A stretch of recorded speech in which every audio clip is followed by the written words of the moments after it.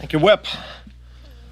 We're going to have a lot of important debates on the floor this week. We're going to hear from the Prime Minister of Japan tomorrow, and we look forward to welcoming him into the chamber. But as you go around the country, as a number of us do, to talk about a lot of the issues that people care about and want to see Congress and the president addressing, there are some very, very important issues that we're focusing on that this president has walked away from. People around the country want a secure American border.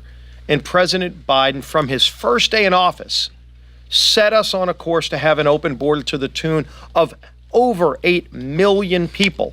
More than 35 states in America don't have a population that big of people who have come into our country illegally because the president opened up our southern border, and he refuses to reverse course now that everybody knows how dangerous the steps he's taken have been for our country. You think about the national security implications when you see scores of people on the terrorist watch list who have been caught coming into our country. Those are just the ones we know of. We don't know how many haven't been caught who are on the terrorist watch list who have come into America because they want to do us harm, and now they're able to because President Biden opened up the southern border. So we're bringing a resolution to call out the president on the steps he's taken specifically to open the border. They're very well listed out in Tony Gonzalez's resolution, and we denounce those actions because we as House Republicans want a secure southern border, just like most Americans do. We passed H.R. 2, a bill that would actually secure America's border.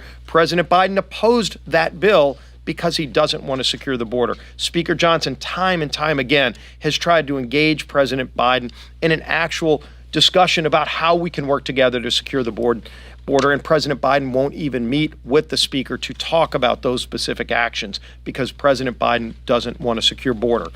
There's something else that President Biden has changed his tune on. And you go back over the years, but especially in these last few months, President Biden has walked away from the strong relationship we have with Israel. You saw Majority Leader Schumer's comments calling for the Prime Minister of Israel to be replaced during a time of war. Who walks away from a friend during a time of war? That's when you stand with your friends the most. As House Republicans continue to do, we are proud to stand with Israel in their right to defend themselves. As Maria Elvira Salazar laid out, not just here at the podium, but in her resolution that every member of Congress is going to have the opportunity to vote on in just a few hours. Do you stand with Israel or not in a time of war and their right to defend themselves from a terrorist organization who ended the ceasefire?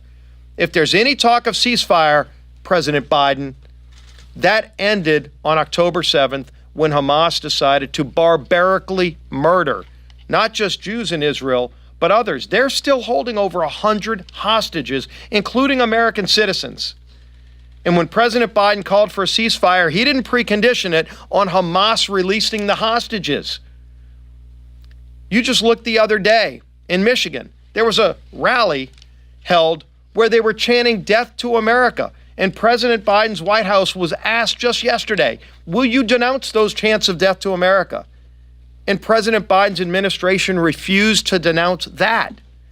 When you can't stand up to chants of death for America in America, and then you walk away from your ally Israel, this president has lost his way because he's worried about bowing to the radical left who has walked away from Israel. Well, House Republicans will continue to stand by our ally, especially in this time of war, as Prime Minister Netanyahu and his whole coalition government stand united to eradicate this terrorist organization known as Hamas, sponsored by Iran. Nobody should be walking away from them. We should all be standing together, Republican and Democrat, to show our strength and solidarity with our great ally Israel, and we're going to give everybody that opportunity on the House floor. With that, proud to bring up our Speaker, Mike Johnson.